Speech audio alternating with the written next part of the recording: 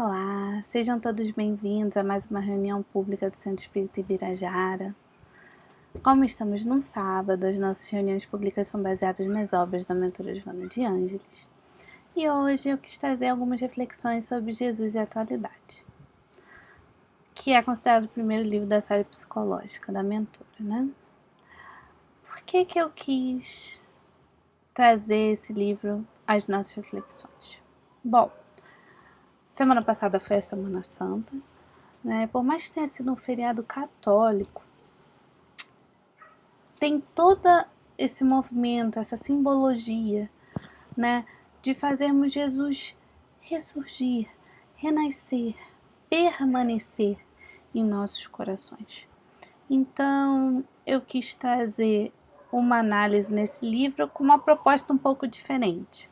É um livrinho bem pequenininho, eu tenho uma edição um pouquinho antiga dele, né? São 20 capítulos. E eu não tô trazendo uma reflexão aprofundada dos capítulos. Ao contrário, eu peguei pequenos trechos, pequenas ideias que a mentora traz, que eu achei interessantes, para instigar vocês a ler o livro todo, porque esse é um livro riquíssimo, extremamente atual. A primeira edição dele é de 1989. O tema é Jesus e a atualidade.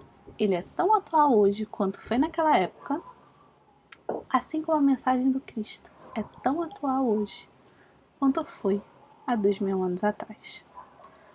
Então, não é um resumo dos capítulos, tá? Não me propus, não é essa a minha proposta, mas ressaltando alguns pontos para que possamos refletir em torno da mensagem do Mestre, tá bom? Então, vamos lá. No início, na introdução, né, do livro, a Joana fala que, profundo conhecedor da psique, Jesus penetrava com segurança nos refúgios do indivíduo e descobria as causas reais das aflições que o inconsciente de cada um procurava escamotear, esconder, né? Um sinônimo para facilitar um pouco. Jesus é atual pelas terapias de amor e pelos ensinamentos que propõe ao homem contemporâneo, mas também pelo exemplo de felicidade e exteriorização de paz que irradiava. Então, o objetivo dessa obra é exatamente ressaltar aquilo que Jesus via em nós perante temas atuais. Então, a primeira reflexão que eu gostaria de trazer é como está a minha relação com Jesus?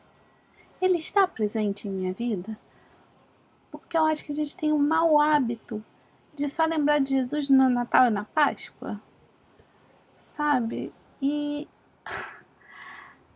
a grande questão é que ele pode estar ao nosso lado 365 dias por ano, mas basta nós fazermos a escolha de trazê-lo para o nosso lado. A gente tem que fazer o esforço de elevar um pouquinho a nossa sintonia e trazer ele para perto.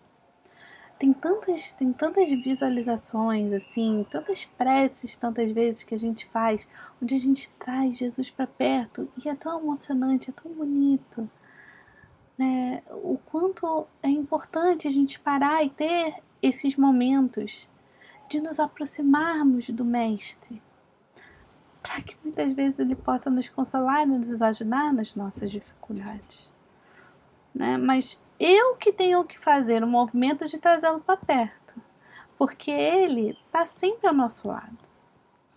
Nós é que nos afastamos. Então, vamos pensar sobre isso. Como está a minha relação com o Mestre? Ele está presente na minha vida?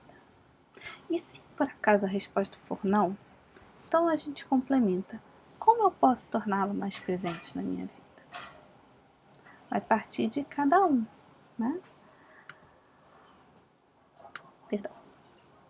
E aí, aqui no capítulo 1, então, já adiantando um pouco dentro do livro, capítulo 1 é sobre desafios. Então, no finalzinho do capítulo, a mentora destaca o seguinte: quem teme a escuridão, perde-se na noite. Sê tu aquele que acende a lâmpada e clareia as sombras. Desafiado, Jesus venceu. Segue-o e nunca te detenhas ante os desafios para o teu crescimento espiritual. Então, dentre todas as reflexões que a gente podia fazer em torno do capítulo, a que eu escolhi trazer foi: eu me sinto como aprendiz da vida? Eu encaro os desafios, as experiências desafiadoras que ocorrem no meu dia a dia como oportunidades de aprendizado, como oportunidades de crescimento espiritual, como oportunidade de eu exercer o melhor que eu tenho para dar para o outro, para que eu possa florescer aquilo que há de melhor em mim. Essa é a proposta dos desafios. E quando isso acontecer, como que eu posso me lembrar de Jesus? Porque muitas das vezes o medo é tão grande, a insegurança, a gente se sente tão pequeno, né, em relação aos nossos problemas, e a gente esquece do Mestre. A gente esquece da sua proposta transformadora. Então, como eu posso trazer Jesus para perto na hora do desafio? Né? Porque Ele está sempre disponível. Ele está sempre pronto para nos auxiliar. Mas a gente precisa fazer esse movimento de trazer o Mestre para perto de nós. A gente não pode deixar esses outros sentimentos nos dominar a tal ponto de que não consigamos acessar o Mestre na hora do desafio, na hora do testemunho. Porque a gente precisa lembrar que a gente não nasceu para falhar. E que Deus não coloca nos nossos ombros uma cruz mais pesada do que a gente pode carregar. Então, se tudo que eu estou passando na minha vida eu tenho condições de passar, eu preciso olhar para essas experiências desafiadoras no seu devido patamar, na sua devida dimensão. Eu sou filho de Deus. Eu nasci do amor e para o amor. E eu vim aqui para vencer. Apesar de que, durante esse processo, eu com certeza irei passar por diversas experiências desafiadoras. Por quê? Né? No capítulo 2, quando ele vai falar da reencarnação, ele vai falar exatamente sobre o objetivo da reencarnação. Né? E o trechinho que eu destaquei foi que a psicoterapia que ele, Jesus, né, gente, utilizava era centrada na reencarnação, por saber que o homem é o modelador do próprio destino, vivendo conforme estabeleceu através dos atos nas experiências passadas. Ou seja, nada de injustiça, nem eu sou o pior dos pobres coitados da face da terra, e nem eu estou sozinho nas minhas dores e nas minhas lutas. Porque a mentora também ressalta que cada momento é valioso para o teu trabalho de sublimação, de desapego, de amor puro. Então, cada momento da minha existência, por mais desafiador que seja, é um momento valioso para a minha sublimação, para a minha transformação moral. Então, se eu sei, né, que esta encarnação, por ser no mundo de provas e expiações, vai ser recheada de experiências desafiadoras, como eu estou vivendo a minha encarnação? Como está o meu olhar de imortalidade perante a perenidade da vida? Eu estou conseguindo colocar as situações na sua devida dimensão, no seu devido lugar, lembrando que se essas situações estão acontecendo comigo hoje, são um reflexo do que eu fiz ontem.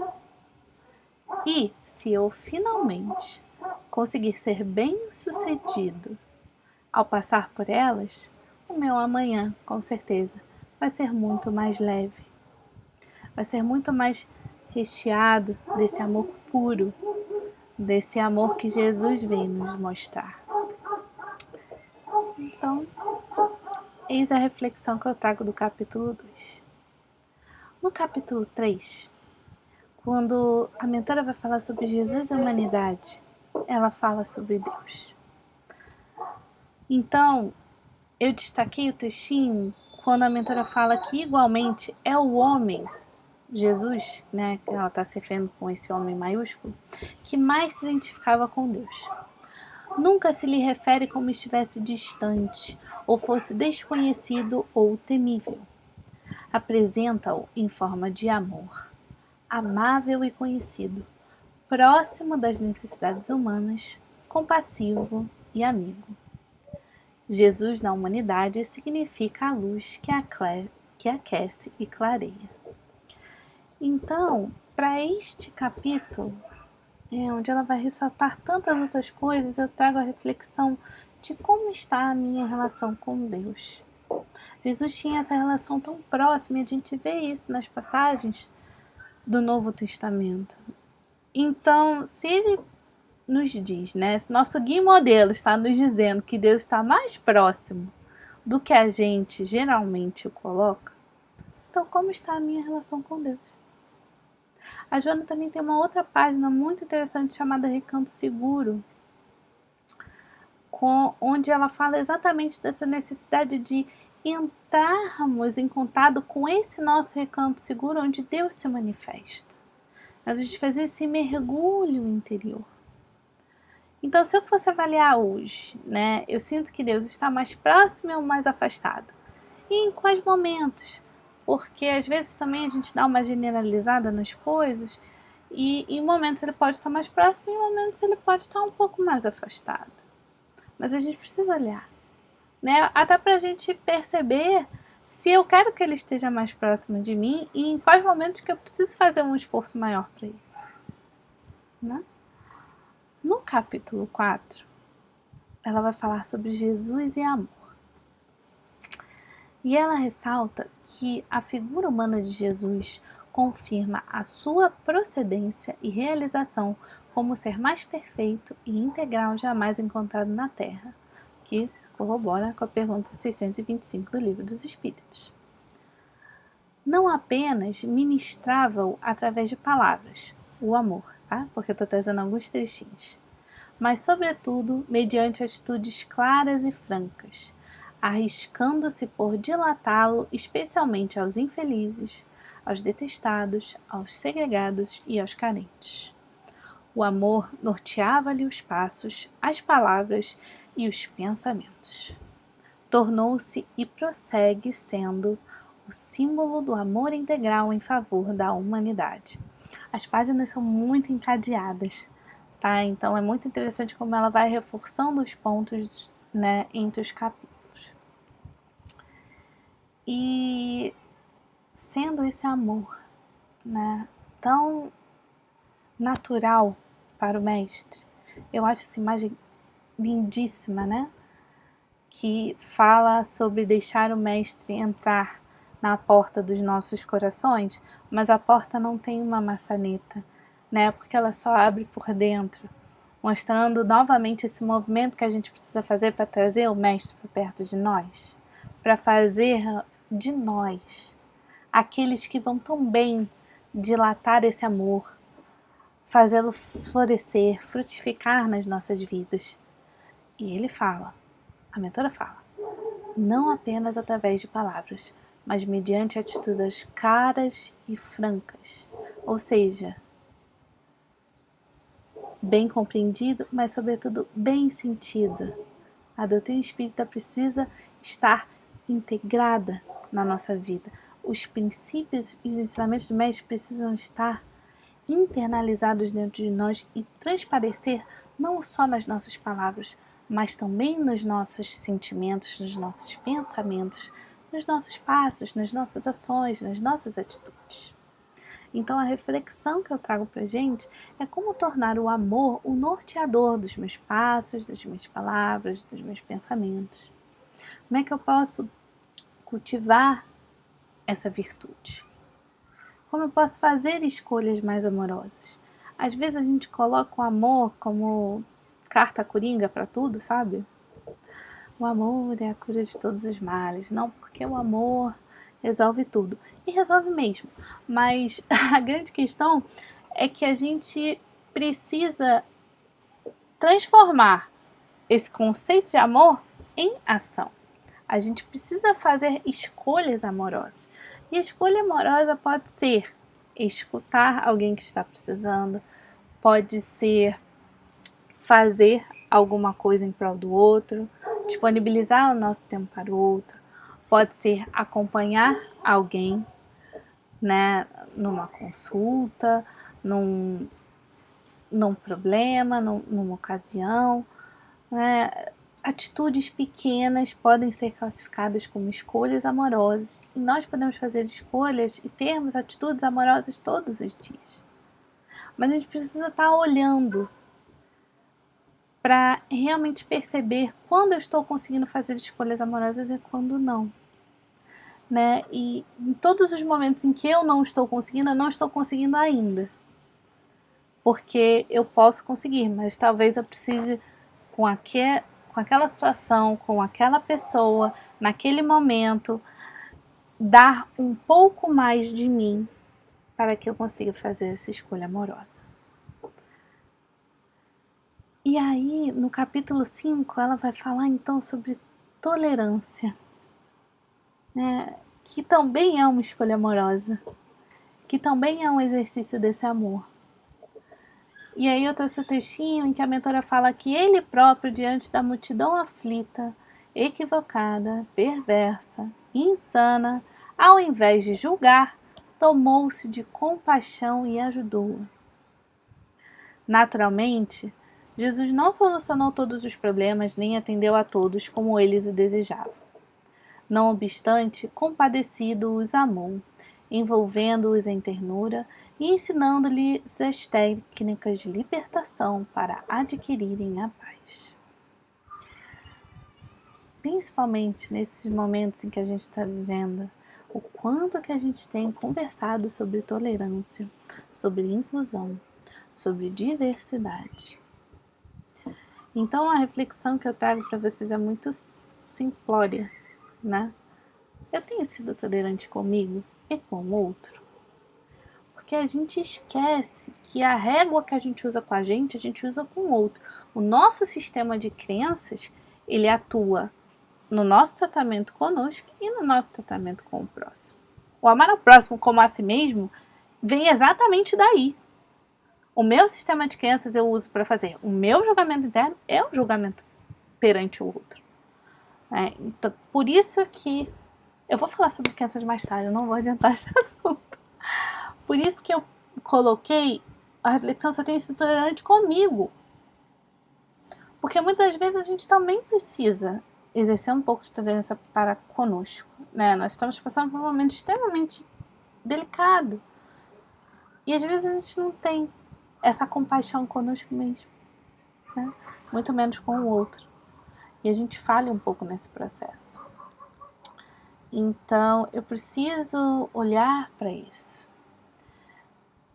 E lembrar que, assim como Jesus, a gente não vai resolver o problema de todo mundo. A gente não vai conseguir dar conta de atender a todo mundo, né? Como as pessoas muitas vezes esperam de nós. Às vezes as pessoas querem que a gente resolva tudo. E não é esse nosso papel. Por isso que o que Jesus veio trazer foram técnicas de libertação. Jesus entende que nós somos co-criadores da nossa própria história. Então nós não temos que ser salvos, nós temos que nos salvar. Nós temos que aprender a cultivar dentro de nós todo esse potencial divino que nós temos. E a partir do exemplo do Mestre, se a gente consegue fazer brilhar essa nossa luz, aí sim a gente consegue se tornar pessoas melhores. Assim a gente consegue a nossa própria libertação e salvação, né? E aí no capítulo 6 ele vem falar sobre honra. Foi a imagem que eu consegui trazer, apesar de eu amar esse filme, né? E É muito interessante quando ela vai falar sobre honra nesse capítulo, porque ela traz, eu acho que, uma visão que eu não tinha necessariamente pensado sobre isso, né? E ela vai trazer, e isso está em alguns capítulos, mas nesse eu quis destacar a situação das parábolas, né? As parábolas que lhe guardam as instruções vivas continuam adequadas para os problemas odiernos, possuindo sentido harmônico e orientação capazes de serem aplicadas sem qualquer conflito de época, lugar e pessoa, mostrando que os ensinamentos de Jesus estão tão atuais hoje como estiveram há 2000 anos atrás. E ela fala que honra é a coragem para eleger o melhor. E eu achei esse conceito incrível. Porque ela também ressalta que para conseguir a liberdade interior e a emancipação, nós precisamos da luz do conhecimento e da coragem para entregar-se com decisão à honra dos objetivos que nós prosseguimos. Perdão, que nós perseguimos, que nós escolhemos, que nós elegemos. Então, saber o que pretende da vida e como consegui-lo, eis o processo parto de amadurecimento pessoal, rompendo com as suas próprias raízes os atavismos que lhe procedem do passado espiritual, nos permitindo exatamente, muito bonito essa imagem, processo parto, amadurecimento, romper com os atavismos que procedem do passado. Ou seja, hoje nós estamos lidando com situações devido às escolhas que nós fizemos ontem. Mas agora, aqui e agora é o momento da gente eleger aquilo que é melhor. Só porque eu fiz escolhas no passado que foram ruins, hoje eu posso olhar para elas e falar: essas escolhas não me cabem mais, não me servem mais. Então eu escolho diferente, eu escolho eleger o melhor. E isso que ela aponta como esse sentimento de honra. Então as reflexões que eu trouxe, que também são, né, mega simplórias, são: eu sei o que eu quero da vida e como conseguir? Eu estou escolhendo eleger o que há de melhor em mim? O que é melhor para mim?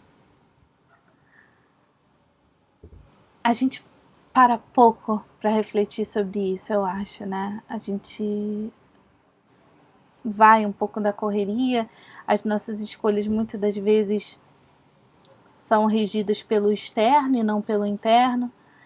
Então, essa reflexão do que é melhor para mim, do eu estou elegendo o melhor para mim, ela é muito importante. Ela é simples no sentido de que parece, né, assim, ser uma pergunta muito direta. E ao mesmo tempo ela exige muito de nós. Nós precisamos olhar um pouco mais para isso de tempos em tempos, né? Porque o que eu estou elegendo hoje para mim é diferente do que eu elegi há algum tempo atrás. E há algum tempo atrás pode ser algumas décadas atrás, como pode ser algumas encarnações atrás. E essa é a reflexão que eu queria trazer em torno da honra. E interessante que logo antes dela falar de justiça, ela vai falar de honra. Né? Porque quando ela fala de justiça, ela fala que Jesus tinha a mesma atitude, né? A sua atitude para com as pessoas era sempre a mesma, de benevolência, com o objetivo da educação, sem julgamentos. Reconhecendo que os homens se diferenciam pelas suas conquistas intelectuais e morais e que a hierarquia na qual se encontram é de aquisição pessoal e sem jactância ou privilégios, a todos proporcionava as mesmas condições e oportunidades, jamais se excedendo com qualquer um deles. E sabendo que a real justiça sempre encontra um infrator, por tua parte, ser justo e equânime para com todos, tomando como modelo de comportamento Jesus, que nunca se recusava. Então, se o convite da mentora é esse, que sejamos justos e equânimes para todos, como fazer isso? Como colocar isso em prática? Lembrem-se, gente, eu não tenho resposta para essas perguntas, eu estou pensando nelas ainda, assim como eu estou trazendo o convite para vocês refletirem junto comigo. E aí, olha o combo: honra, justiça, dever. No capítulo 8, ela vai falar que ser útil em toda e qualquer circunstância, favorecer o progresso, viver com dignidade são algumas das expressões do dever diante da vida. A ação deve predominar porque é resultante do dever. Para ela não se tornam necessárias palavras melífluas ou confortadoras, mas sim a decisão para realizá-la corretamente, novamente chamando a atenção. Não mais só falar, agir.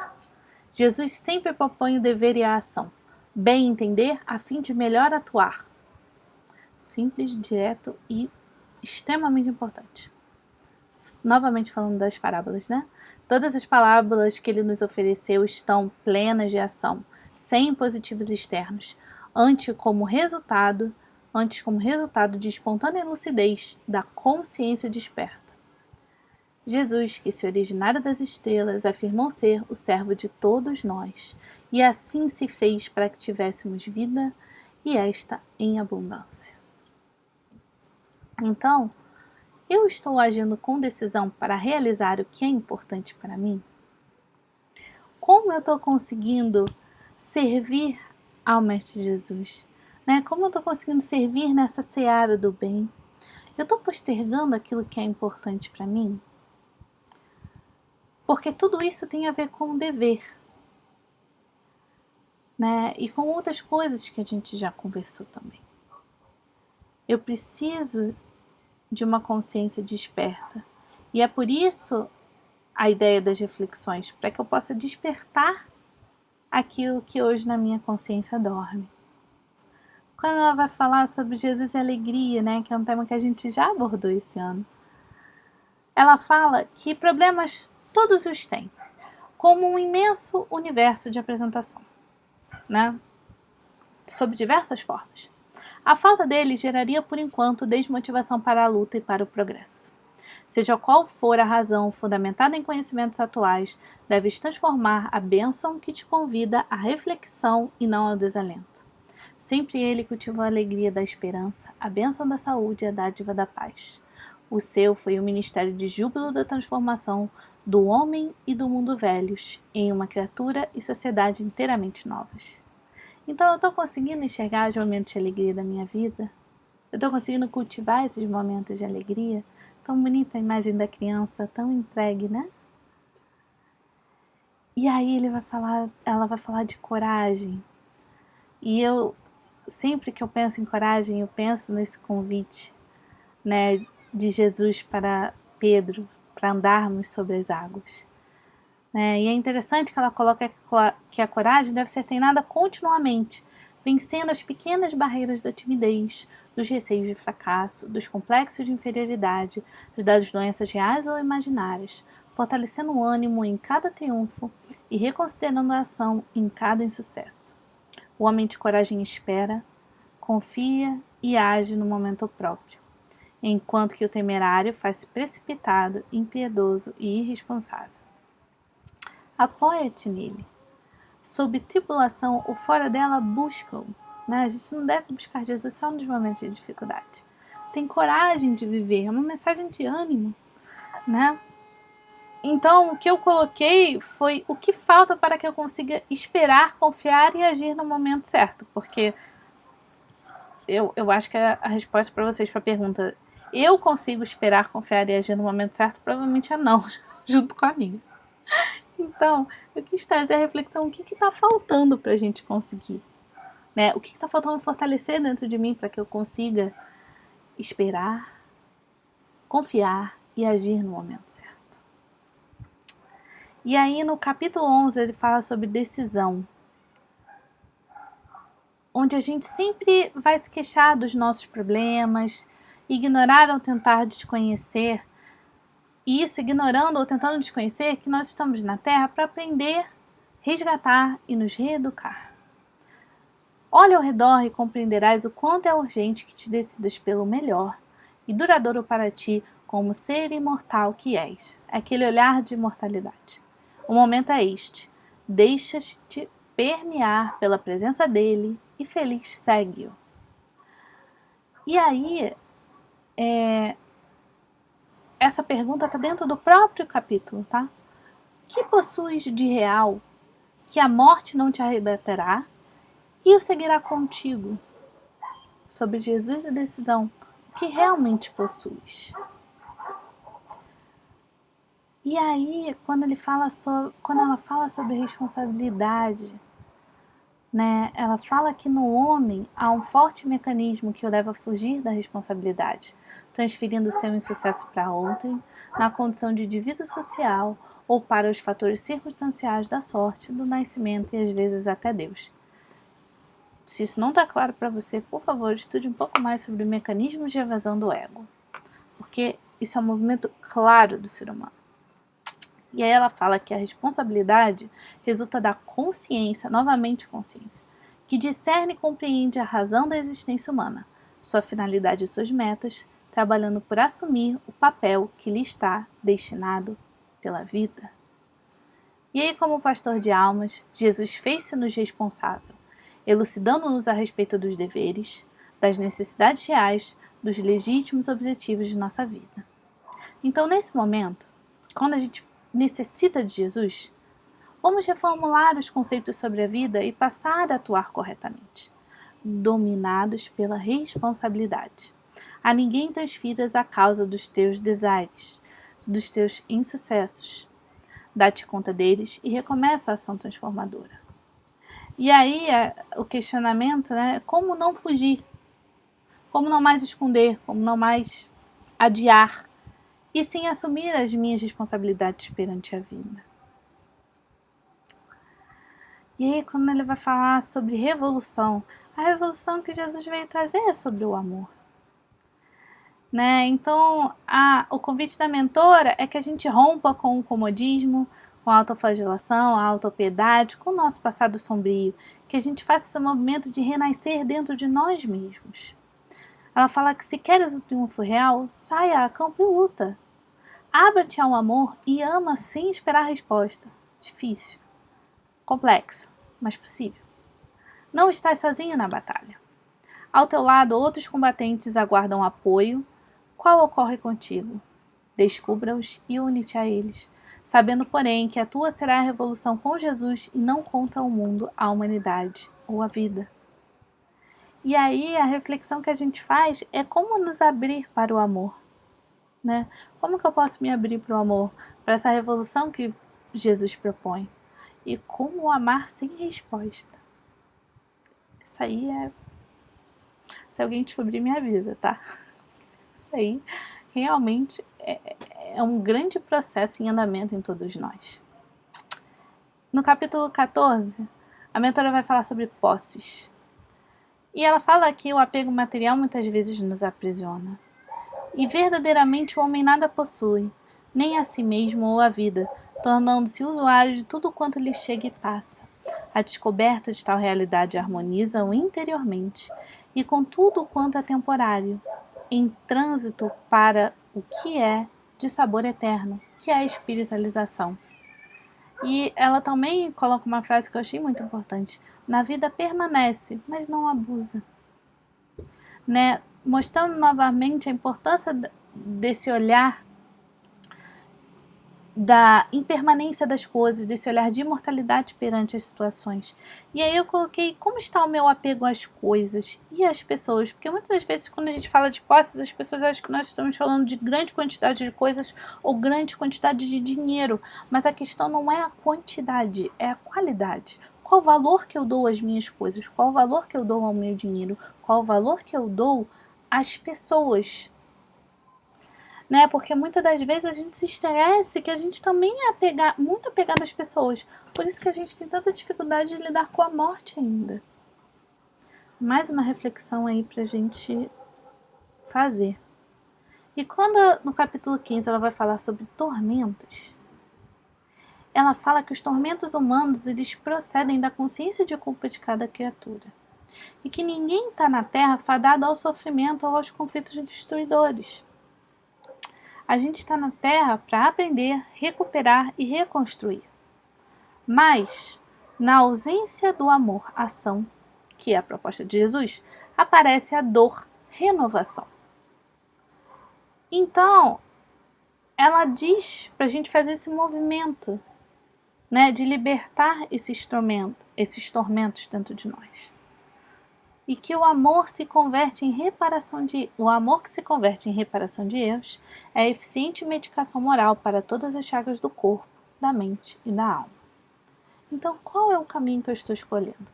Amor, ação ou a dor, renovação? Lembre-se de que, mesmo que a gente tenha por tanto tempo escolhido a dor, renovação, a gente já pode escolher o caminho do amor, ação. Porque Jesus também falou que o amor cobre a multidão de pecados. Quando ela vai falar no repouso, ela ressalta o quanto que é importante o trabalho, porque o trabalho faz parte das leis naturais. Mas o repouso também é importante. Mas o repouso não necessariamente é paralisação, ociosidade e nem corrida da busca de coisa nenhuma. Como repouso, entenda-se tranquilidade anterior, recuperação de forças, conquista de otimismo, estar bem com a vida. E aí cada um tem um método de fazer isso.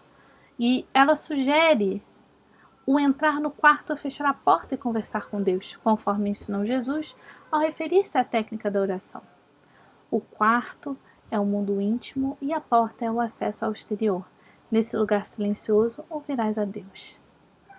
Então, a gente precisa aproveitar a ocasião do repouso para nos descobrir, nos conhecer melhor, identificar o que tem, em verdade, que te é indispensável, selecionando com rigor aquilo que necessitas para uma vida saudável, abandonando ou dando menos valor aos demais. Então, que atividades eu estou escolhendo, elegendo como meus momentos de repouso? Né? Não necessariamente são as viagens, que muitas vezes são tão corridas e tribuladas, assim, né? Tão recheadas que a gente não tem esse tempo para parar, respirar e estar realmente de bem com a vida. Né? Claro que muitas das vezes, quando a gente viaja, a gente entra em contato com a natureza e é tão gostoso. Mas é isso, a questão não é o que a gente faz, é o como que a gente enxerga, né? E essa é a proposta.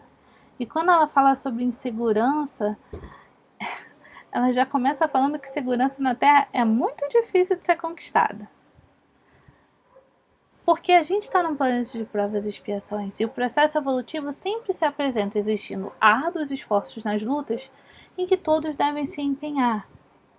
E aí, ela também fala que Jesus percebeu o quão difícil seria a implantação da paz nos corações e quantas lágrimas seriam vertidas a fim de que tal acontecesse. Se isso era 2000 anos atrás, o quanto isso não é verdade agora. Desejando segurança na vida, busca Jesus e a Ele confia teus planos. A responsabilidade faculta-lhe a segurança relativa para o desempenho das atividades a que se vincula. Porque ela fala relativa porque ela já diz que segurança na Terra é muito difícil de se conquistar. Então faze a parte que te diz respeito e não te desfaleças na conquista dos objetivos que te parecem distantes, só porque é difícil. Não significa que não pode ser feito. Retempera o ânimo e persevera nos teus objetivos, naquilo que é importante para você, naquilo que você elegeu como melhor. Então, a reflexão que eu trouxe foi: eu estou fazendo a parte que me diz respeito na seara do bem? Aquilo que me cabe? E aí no capítulo 18 ela vai falar sobre sofrimento, né, que ficou até um pouquinho curto. E ela fala que é muito importante, quando Jesus ia curar as pessoas, exatamente, Jesus perguntava se as pessoas acreditavam que ele poderia lhes curar ou se elas desejavam a cura. E é a partir desse raciocínio que ela fala da importância do querer e do crer. E ela fala que querer é decidir-se abandonado à acomodação parasitária ou o medo de assumir as responsabilidades novas perante a vida. Desse modo, arrebentando as cadeias da revolta persistente, da autocompaixão, das sombras nas quais o indivíduo se oculta. Enquanto o crer é uma decisão grave de maturidade emocional e humana, e a crença vive inata no homem, aguardando os estímulos que a façam desabrochar, enriquecendo de forças a vida. Então, a reflexão que eu trouxe foi exatamente o que eu quero, quais são as minhas crenças. Porque isso são coisas que a gente precisa revisitar de tempos em tempos, porque elas mudam. Mudam porque nós estamos em constante processo. Então, ela fala para a gente apelar a Jesus com firmeza, certo de que a nossa rogativa não ficará sem resposta. E abre-te ao influxo da força restauradora, não lhe opondo barreiras. Porque o querer e crer conduzem à luta, mediante a decisão de sair da sombra para o campo do êxito. Né? Então, além da gente refletir sobre os sofrimentos, a gente precisa refletir sobre a ingratidão. Né? Que muitas das vezes a gente esquece. A gratidão, ela é inerente a nós. Mas a gente se esquece de agradecer por todas as pequenas coisas que acontecem na nossa vida. E quando ela fala aqui, né, que os sentimentos de amor, justiça, caridade, gratidão são inerentes à natureza humana, herdeira natural do bom, do nobre, do belo. Todavia, porque ainda se demora em crescimento de valores, mais vinculada atavicamente aos instintos primitivos, não se manifestam essas qualidades que devem ser cultivadas com esforço, até que se expressem por automatismos defluentes da sua elevação interior. E aí fala que Jesus tinha uma proposta constante de renovação de metas, atitudes e pensamentos. Novamente ressaltando isso, porque eu acho muito importante. Então, sendo o exemplo máximo, pedia que o vissem, isto é, lhe tomassem a sua conduta de desapego às paixões e cuidassem de uma só coisa necessária, que é o reino de Deus embutido no coração.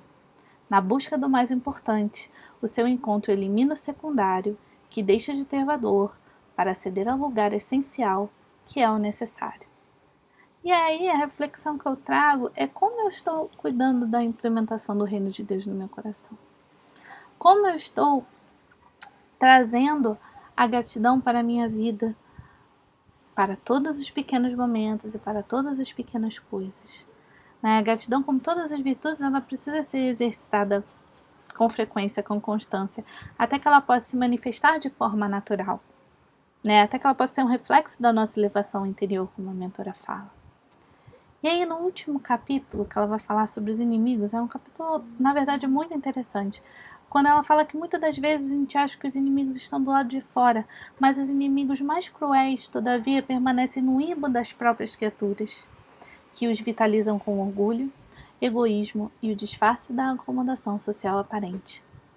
Então, o convite que a mentora faz é que a gente não tema enfrentar as nossas sombras, que são esses inimigos que vigem em ti mesmo.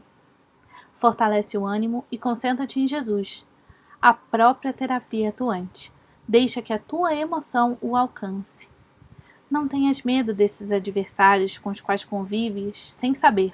Por isso a importância da consciência lúcida, por isso esse exercício de nos questionarmos e fazermos esse mergulho interno. Identifica-os um a um, desembaraçando-te logo após da pressão que exercem sobre ti.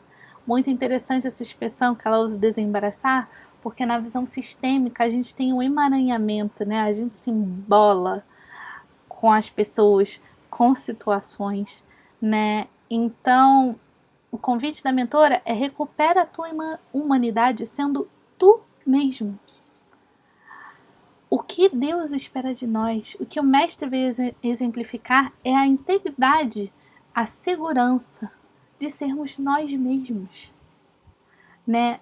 E ao vivermos essa autenticidade, que nós possamos ao mesmo tempo trabalharmos na nossa transformação para que sejamos cada vez mais versões melhores de nós mesmos. Investirmos nesse processo que nós viemos aqui realizar, de sermos eternos aprendizes. Então eu estou conseguindo identificar os adversários que convivem comigo, desembaraçá-los. Eu estou conseguindo olhar essa sombra, olhar tudo aquilo que me incomoda, tudo aquilo que já não cabe mais, transformar, transmutar e fazendo florescer tudo aquilo que já cabe hoje, tudo aquilo que eu posso vir a ser. Essa e dentre tantas outras propostas estão nesse livro. Eu convido a vocês a fazer a leitura na íntegra. E eu convido a vocês a viver cada vez mais como mensageiros que somos da mensagem do Mestre, como cristãos redivivos que somos, na nossa proposta de renovação e transformação moral, de reeducação dos nossos sentimentos, pensamentos e atos, seguindo sempre os passos do nosso Mestre Jesus, procurando dar o melhor a cada dia, mesmo que isso seja uma escolha diária, mesmo que eu tenha errado muito ontem, mesmo que eu tenha me decepcionado muito comigo ontem, mesmo que eu ainda reconheça em mim tanto orgulho, tanto egoísmo, tanta raiva, tantas outras dificuldades, né? Tantos outros sentimentos ruins que eu preciso aprender a lidar, que eu preciso aprender a diluir e que eu preciso aprender também a florescer tudo aquilo que há de bom, de belo e que Jesus veio nos mostrar. Meus queridos, muito obrigada pela atenção. Que Jesus possa estar presente em nossas vidas, hoje e sempre.